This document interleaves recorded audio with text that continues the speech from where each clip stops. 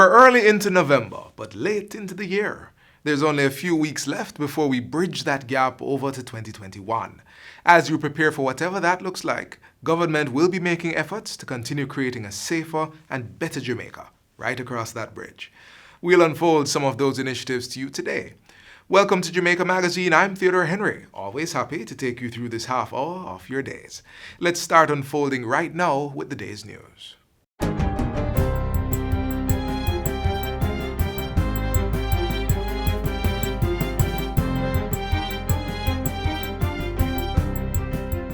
Good day, I'm Stephen McHugh, and this is your JIS News for Wednesday, November 4.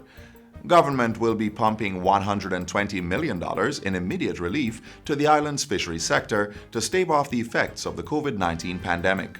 The grant funds will be disbursed to fishers and fish farmers in the form of vouchers.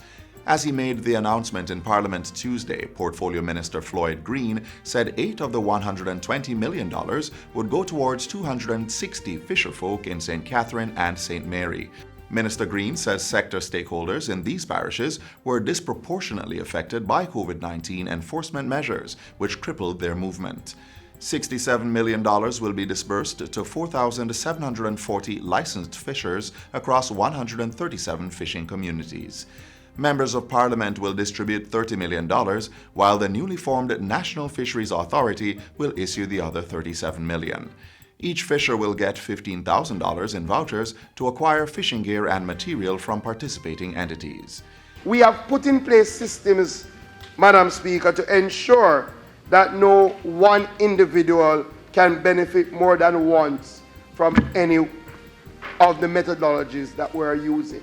We want to ensure, Madam Speaker, that we stretch it as far as possible to impact the greatest number of our fisherfolk. 72 registered fish farmers will receive $20 million in vouchers to purchase feed and fish fingerlings. Meanwhile, 20 farmers in the ornamental fish producing sector will be given $1 million in support. Minister Green says registered players in the island's fishing industry will also receive free identification cards. The identification cards, which will be issued by the National Fisheries Authority in the first year, will allow the fisherfolk to benefit from the exemption to restricted movement under the COVID-19 measures. In the meantime, the Fisheries Minister says there are plans to procure cold storage containers at select fishing beaches across the island. The $20.5 million investment is aimed at enhancing value chain support for the fisheries sector.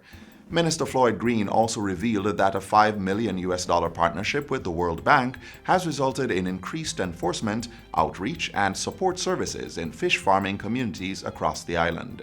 The partnership has yielded an enforcement vessel, a bus, sport utility vehicle, and a truck.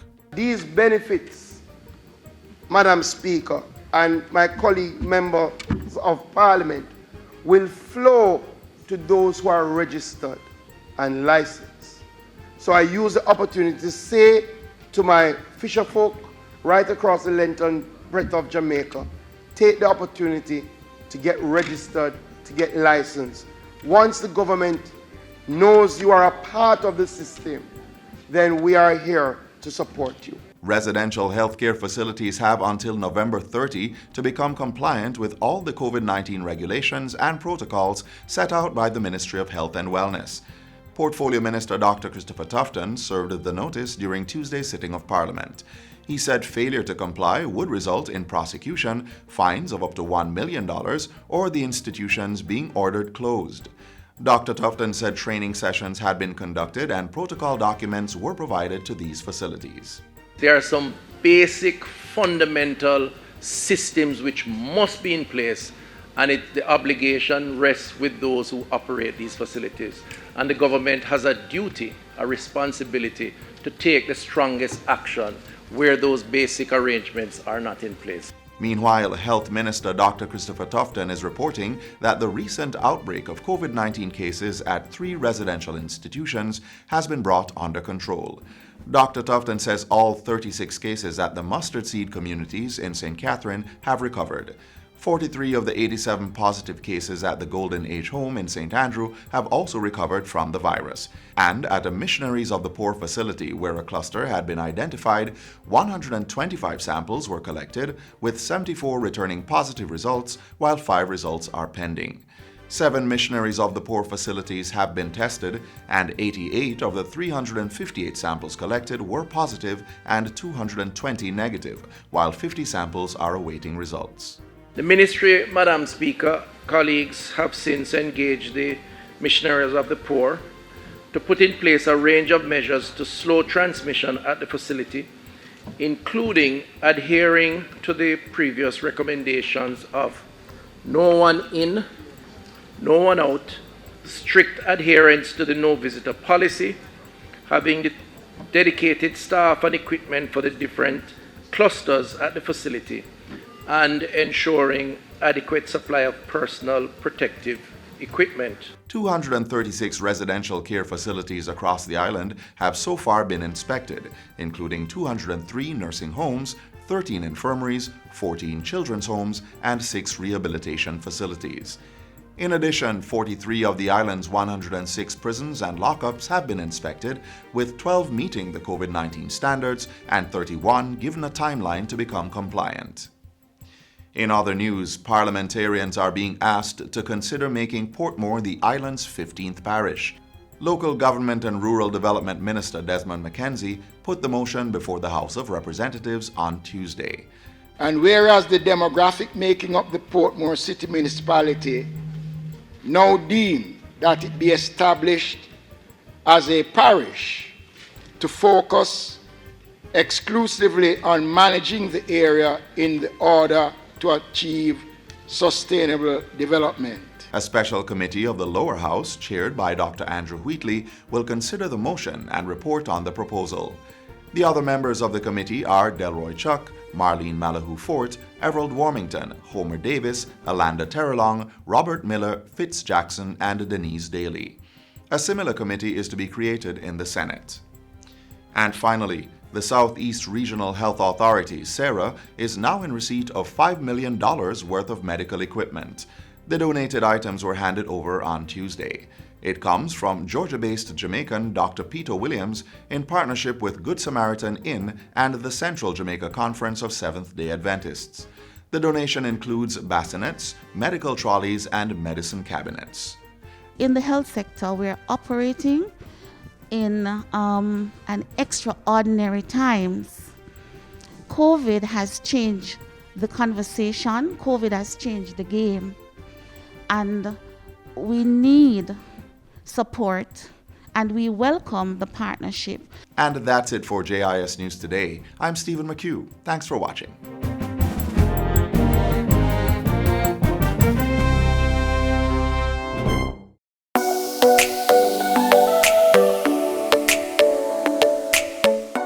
To properly carry out a hand rub, apply a palmful of the product in your cupped hand, covering all surfaces. Rub your hands palm to palm. Rub your right palm over the back of your left hand with interlaced fingers and vice versa. Rub your hands palm to palm with fingers interlaced. Rub the back of your fingers to opposing palms with fingers interlocked. Rotationally rub backwards and forwards the clasped fingers of your right hand in your left palm and vice versa. Once your hands are dry, they are now safe.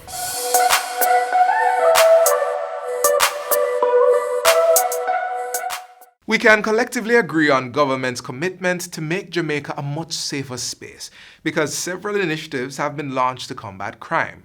Here's one, a collaborative effort with JSIF to help make the lives of Jamaicans safer through improved technology.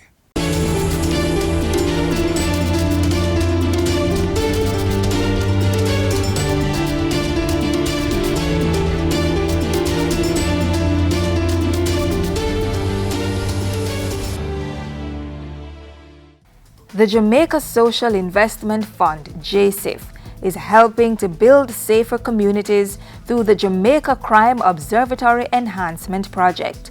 Established in 2011, the Jamaica Crime Observatory is a web-based crime and violence data bank hosted by the Ministry of National Security. The project is seeking to enhance the capacity of the Ministry of National Security, the Jamaica Constabulary Force, and a number of other stakeholders in their response to data collection, data entry, data dissemination, and data analysis. This is a World Bank-funded initiative, It is valued at 44 million Jamaican dollars. The upgrade to the system falls under JSIF's Integrated Community Development Project (ICDP). The aim of the ICDP is to improve basic infrastructure and social services delivered to 18 targeted at-risk communities. JSIF seeks to use data from the Crime Observatory to inform the planning of social and technical interventions to be implemented in these communities. To ensure a concerted approach towards crime prevention and management, a number of government entities supply statistics to the Crime Observatory. These include the Jamaica Constabulary Force, the Ministry of Health, the Registrar General's Department, and the Institute of Forensic Science and Legal Medicine. We collect data from murder statistics to sexual offenses, suicide, traffic fatalities, hospital data, fatal shootings for various parishes in Jamaica. The Jamaica Constabulary Force, JCF, is the primary source of data for the observatory. Under the project, the Statistics and Information Management Unit of the JCF has received handheld GPS devices to assist in increasing the accuracy of data collected. From the perspective of the crime scene, the forensic crime scene analysts utilize the handheld devices provided by the Jamaica Social Investment Fund to map the exact location of each crime. The devices are also able to take photographs of the environment within which the crime occurs. With that information, the analysts are able to get a better context within which the crime occurs. And that has been very significant in our analysis process. In addition, the gadget also assists us to be able to do analysis, temporal analysis of the time crime takes place. If you plot those information on a graph, you can see over a period of time, you can be able to determine trend, so you can do trend analysis. As part of the JSIF funding, the unit also received laptops, desktop computers, firewall devices, servers, UPS devices, and software packages to improve the efficiency of processing the data collected. It allows us to provide data to the Crime Observatory in a much faster turnaround time than the monthly cycle that we usually provide the data to the Crime Observatory. Additionally, 2 data entry clerks have been employed by the unit to assist with the timely input of information into the system. The Ministry of National Security will also receive funding to engage the services of a crime analyst. What the engagement of the crime analyst will do is that they will help with better forecasting and predicting utilizing data which is in the Crime Observatory. The project, which started in 2017, will also fund the training of 7 Ministry of National Security staff and 8 persons from the Jamaica Constabulary Force in the areas of system maintenance, spatial analysis, and the use of ArcGIS software technology. Improvements to the Jamaica Crime Observatory are essential to various stakeholders in the formulation of policies and strategies to keep Jamaicans safe. What the Crime Observatory is able to do is provide us with good, timely, accurate data for us able to craft our policies, and from crafting our policies we're able to then craft acceptable strategies to help with the crime and violence and citizen security. With geographic information system, we can actually pinpoint the exact location of a crime. We can pinpoint the area, such as a shop or a bar, that is likely to be affected by a particular type of crime, which means that we can practice preventative policing. We can actually preempt what is likely to take place, put in strategy in order to prevent those occurrences. Through the Jamaica Crime Observatory Enhancement Project, the Jamaica Social Investment Fund is enhancing the efficient collection and analysis of crime and violence statistics, building on the capacity of the government to better plan crime-fighting strategies.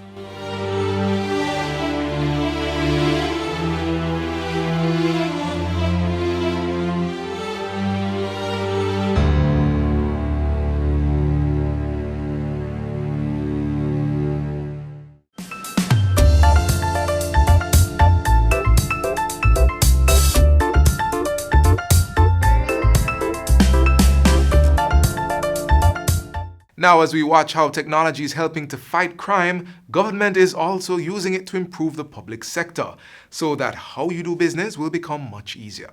Here's how one government initiative, the Public Sector Transformation and Modernization Program, is working to meet your needs. Transformation is about creating a public sector that can adapt to a radically changing environment to meet the needs of the 21st century citizen. And that's exactly what the Public Sector Transformation and Modernization Program, PSTMP, has been doing right here in Jamaica.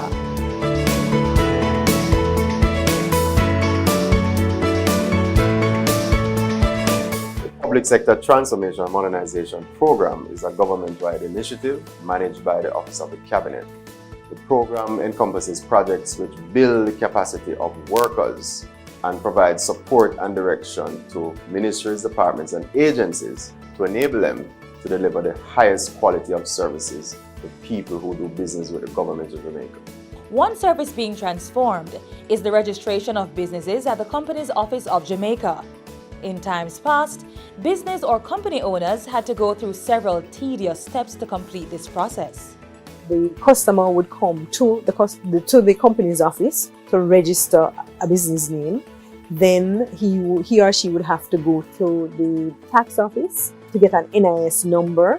The transaction cost, the travel cost to do that was high. The time to register a business name was high as well.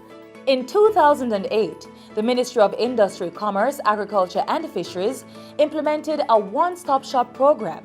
And in 2014, the Business Registration Form, or BRF, was developed.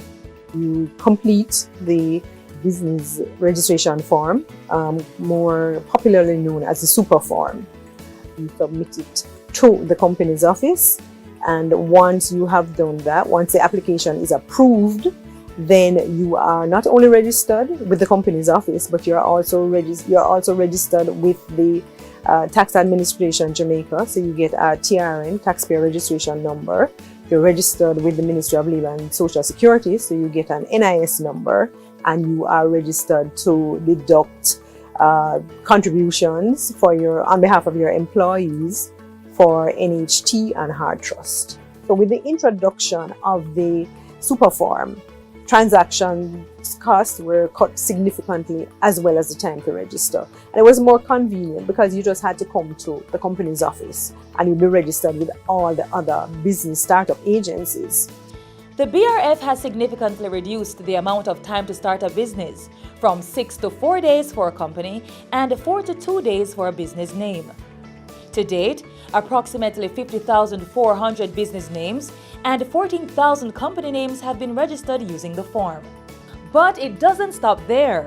In April 2014, the Public Sector Transformation Modernization Program team started working with the COJ to develop an electronic version of the manual business registration form, the EBRF. The electronic business registration form is just to allow persons to register their business names from anywhere in the world that they are. So they don't need to come into the company's office. They can stay whether they're at their homes or in their offices, as I said, wherever in the world they are, and register their business names. You can find the EBRF form on our website. The website is www.orcjamaica.com. All that's needed is reliable internet access, a subscriber account with the COJ, an email address, a scanner for uploading documents, and information to register your business or company name. And for those who may not have access to a computer or internet service, the EBRF will be accessible through kiosks set up in revenue service centers across the island, as well as at the company's office in Kingston. So the kiosks are really set up to allow persons who do not have internet access otherwise to register their business names online. And they will be using the electronic business registration form that is just an electronic version of the super form. There are 3 kiosks that will be placed at revenue service centers in Montego Bay, in Twickenham Park, and in the Constant Spring tax offices. Those are the first set. There will be other kiosks in the future. Once you have successfully registered your business or company name on the COJ website, you will get an update within 2 days. A notification will be sent to you via email that the COJ has completed the registration of your company or business name. The email will also include an electronic copy of the certificate of registration. You can then arrange for the registration certificate to be sent to you by courier, or you may pick up the certificate at the company's office. The international investing community as well as the local investing community, they look at the World Bank's Doing Business Index, in which it ranks country according to the seamlessness of doing business in order to mobilize investments. When an investor is thinking about investing, they look at that index.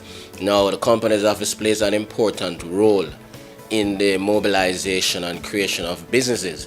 And one of the things that we want is to create business as efficiently as possible, because entrepreneurship is important to economic activity and the acceleration of economic growth.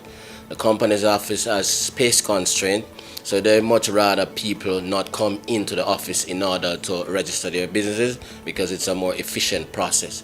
And that is why the electronic registry is so important, because we need to create more businesses in order to accelerate economic growth and to create more jobs in order to improve the quality of life of our people.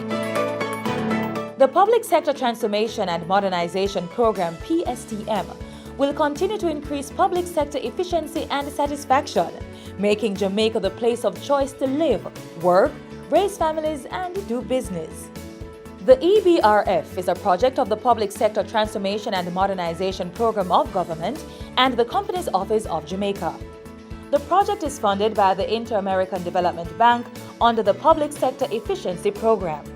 For more information on the electronic business registration form, you can go online www.orcjamaica.com. You can email us at costsupport@orcjamaica.com, or you can call us at 908-441-9223. Register your business online, register your business from anywhere in the world. It's easy to register your business or your Register your business at the Companies Office of Jamaica's website, orcjamaica.com. A message from the COJ and the Public Sector Transformation and Modernization Program of Government and the Inter-American Development Bank. Practice good hygiene by washing your hands frequently using soap and water. Here's how you should do it while conserving water. Turn on the tap to wet your hands, then turn off the pipe. Lather your hands and the tap with soap. Turn on the tap and wash your hands, back, front, and in between fingers. Use some of the water to wash off the tap, then turn it off. Dry your hands with disposable hand towels. If you don't have running water, use a hand rub containing 62% or more alcohol. If hand sanitizers are not available, rubbing alcohol, Dettol, white rum, or household bleach will do the trick. And if all else fails, let hand washing and the handling of potable water be a two-person event. Each person will take turns pouring and washing hands with sitting water.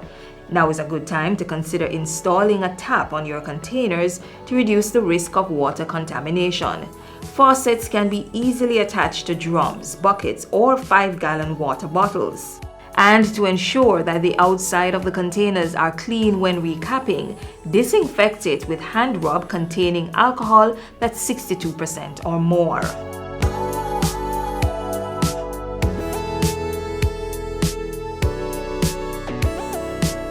The 5 R's of water conservation are also necessary to practice.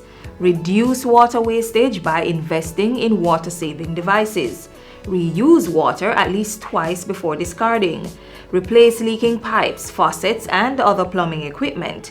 recycle wastewater and use it for gardening, car washing, or cleaning of public spaces, and reclaim water through rainwater harvesting. We all must play our part to ensure there's water to combat the coronavirus and stave off prolonged drought.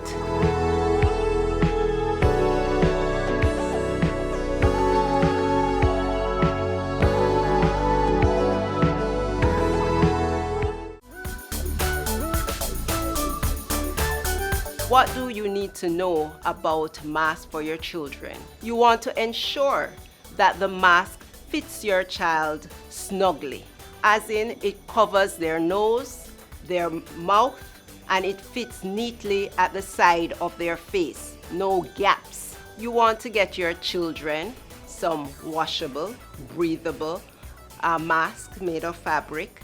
You want to ensure that they carry an extra mask with them, because once that mask gets dirty or wet, they will need to change the mask. When they get home, you want to ensure that those masks are washed and ready for the next day or the other day to come. Also, remind them that they need to wash their hands when they're putting on the mask and when they're taking off the mask. And as much as possible, they should avoid putting their hands at the center of their mask. If it is that they have to make any adjustment to their mask during the day, it's important that they either wash their hands or use their hand sanitizer. Mask wearing is a new normal. Let's get it right.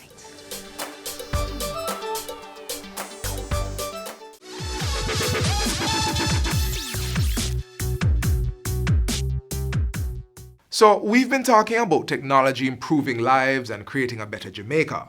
Here are other examples of government's technology push for development. Number 1. Tech support for teachers who receive tablets. 20,000 public sector teachers who receive devices under the government's Tablets for Teachers program are benefiting from technical support through eLearning Jamaica. Number 2. Tablets in Schools program. Government will complete the distribution of 40,000 devices under this program during the week of November 4. This will add to the 18,000 tablets and more than 12,000 desktop computers already in the school system. Number 3. Town Centre Wi-Fi hotspots.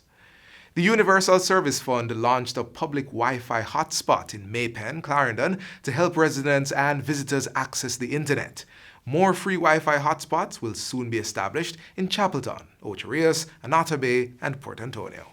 Number 4. Western Regional Health Authority gets ICT devices. The Universal Service Fund donated ICT equipment to the WRHA to modernize its patient management system and improve client service delivery. So, a whole lot is happening to position Jamaica on the upper rungs of the technological ladder. Just support the initiatives wherever you can. Let's work together so we can all help to make Jamaica the place of choice to live, work, raise families, and do business.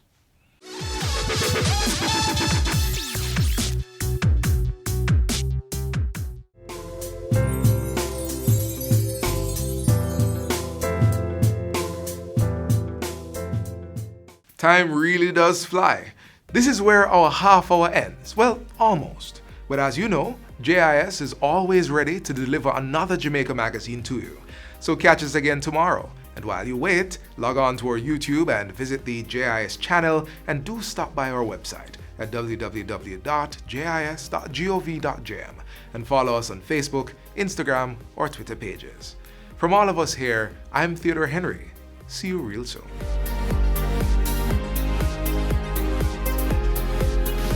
This has been a production of the Jamaica Information Service, the voice of Jamaica.